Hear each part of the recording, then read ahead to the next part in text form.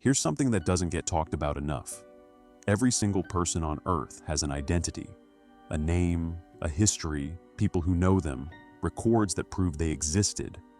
In the modern world, we leave traces everywhere, and yet occasionally someone turns up, and none of that applies to them. December 1st, 1948, Somerton Beach, Adelaide, South Australia. A man is found lying on the sand early in the morning, well-dressed, shoes polished, no hat, which was unusual for the time. He's dead, and nobody knows who he is. The initial assumption is that he simply had a heart attack on the beach. It happens. An autopsy is conducted, and the results are immediately strange. The man was in peak physical condition. His calf muscles were described as extraordinary, the kind developed by a dancer or an athlete who trained at a very high level.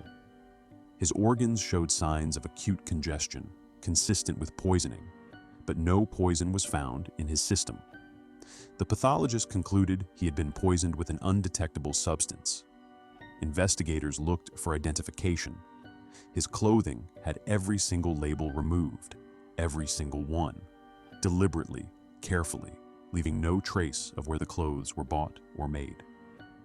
His pockets contained a train ticket, a bus ticket, a comb, some gum, matches, and a partially smoked cigarette that turned out to be a brand not sold in Australia. No wallet, no identification, no keys. A suitcase was found at Adelaide train station that matched the time frame of his arrival.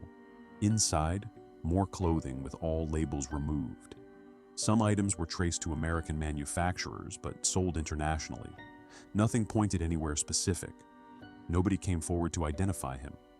No missing persons report matched his description anywhere in Australia or in international records. Months passed. Then investigators found something they had missed. Sewn into a hidden pocket in the lining of the man's trousers was a small rolled piece of paper. 2 words, Tamam Shud. It means it is ended in Persian. It is the final phrase printed at the end of a collection of poems called the Rubaiyat of Omar Khayyam. Someone had torn this phrase from a copy of that book and sewn it into a secret pocket in a dead man's clothing. The search began for the specific copy of the book the scrap had been torn from. Incredibly, they found it. A man came forward saying he had found a copy of the Rubaiyat in his car around the time of the death, thrown through his open window, and hadn't thought much of it.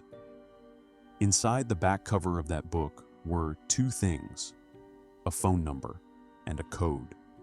5 lines of apparently random letters, written in pencil that have never been deciphered. Cryptographers from military intelligence studied it during the Cold War. Modern codebreakers have spent decades on it. Computer analysis has been applied to it. Nobody has cracked it. The phone number led to a woman in Adelaide, a nurse. She was shown a cast of the dead man's face. Her reaction was noticed immediately by investigators. She went pale. She was clearly shaken. She said she didn't recognize him. Investigators didn't believe her. She refused to say more. She asked that her name never be made public, and for decades, investigators protected her identity. She died without ever saying what she knew. Her daughter said years later that her mother had admitted to knowing who the man was. She took his name with her.